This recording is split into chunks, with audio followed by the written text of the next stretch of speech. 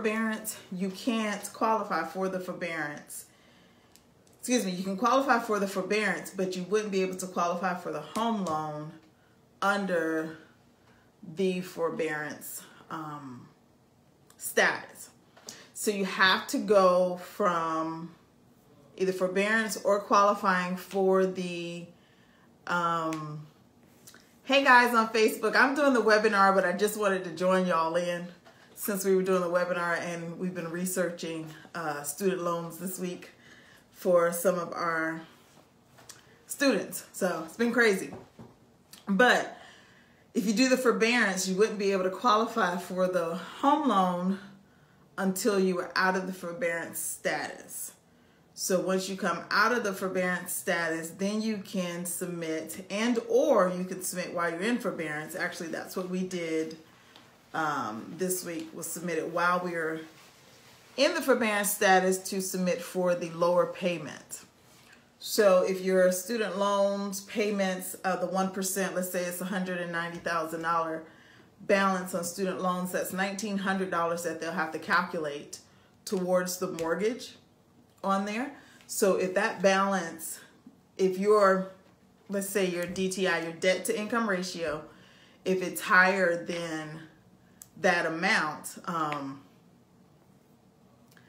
it's going to put you out of the running for that loan. So it can get really, really, really sticky. Hey there guys who's joined on the webinar, go ahead and tell me where you're from, and I'm glad you're joining us. We're talking student loans, and then I'll be asking any of your questions that you had from this week, from our sessions and the letters. You guys make sure you ask whatever questions. That's what we're doing tonight. So we want to make sure that you all get it in there. Since we've been dealing with the student loans so much this week, I wanted to join in some from our Facebook group. So we have Facebook joining us this evening. So hey guys on Facebook, please make sure you share for me. I appreciate it. So back to our loans. If your balance, total student loans is like $190,000, I'm just doing easy numbers. That'll be $1,900 that they'll calculate to that amount. To that amount, and then that could put you out of the running from qualifying for your home loan. So what I learned today, earlier today,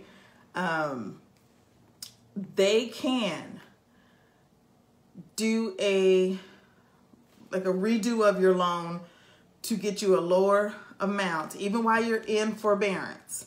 So if you're in forbearance currently, you can submit the paperwork to the organization for the student loan, and most of them have something on their website where you can go on there and qualify for it. You'll submit that in for your student loan, and your payments can drastically change. Once they change, that will qualify you to apply again for that student loan. So they can go from $1,900, which is a 1%, if you're in deferment, forbearance, just not paying them.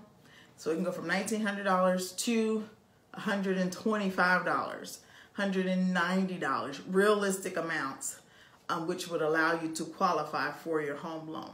So we got the good with the bad on that, and it is a time frame. Remember, and I've said it from the beginning, that this is not a overnight thing. Fixing your credit legally, fixing it right, learning how to manage your funds, and being good stewards over your inheritance does not happen overnight. So you have to take the time. You have to take the time to be strategic about it, and make sure that you're doing what you need to do correctly to correct your student loan. So it's all good stuff. We're getting them in there. If you have a private student loan, those can be a little different. You would want to maybe look at talking with your lender about different programs that they may have for lowering your amounts.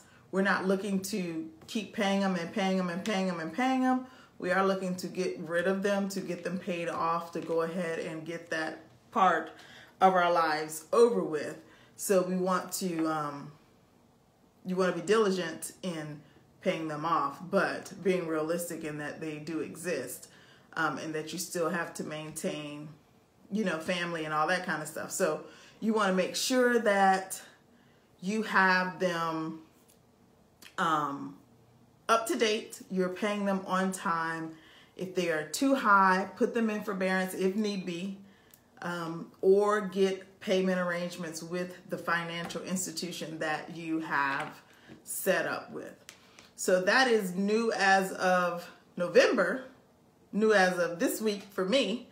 I'm usually on the opposite end of it when it comes to the lending part. I get the people once they've been pre-approved or pre-qualified to purchase a home. So learning all of that this week, and I thought it was very, very good information. Definitely share this, guys, with your friends and you all on the webinar. When you get a chance, go back in and share it on your pages for me too, because that is very good information that we want everybody to know. So as it relates to your student loans, you can set them up for the lower payment amounts. And I think it goes about the same terms of your forbearance. Like they're 9 months. Most of them are 6 to 9 months in a forbearance status. But we're going to have, I think we're going to have Miranda come on with us live 1 week in November. And I'll make sure it's the same topic. Let's talk student loans, so that everybody is able and aware to find out about it. If you know anything different about student loans or other resources for student loans, make sure you leave a note for me on the page. I'm very, very, very much so open to hearing some more information on the student loans since all these new changes took effect for the student loans processing as far as your mortgage and qualifying for your home loan. So it's a big deal. It's a huge deal. I mean, calculating a $1,900 payment, when some of us, that's all we make a month, is $2,000. So that would just put us right out, you know, of being able to qualify for a home. So we're learning different things and different ways that we can combat those with our credit. And again, I do it from the standpoint of learning to manage them in your financial status. Whatever your finances are, you want to be able to make it work with what you have right now. So that's kind of where I want to be. So for Facebook, I appreciate you guys so much for joining in. Make sure you share this page, share this video on your pages. I would appreciate that. And I'm going to end with you all and get back with my guys on the webinar here so we can talk budget items. I know y'all don't want to talk budgets and student loans. How dare me think that you would want to do both of those. Thank you guys for sharing. I see all the shares. Oh, y'all are so sweet. I appreciate it so much. It makes my Facebook pixel do all kinds of little fun stuff when I go back into the analytics. When y'all share, I get all kind of extra information. So thank you guys. I appreciate you all. I'll be talking with you all later. Okay, bye Facebook.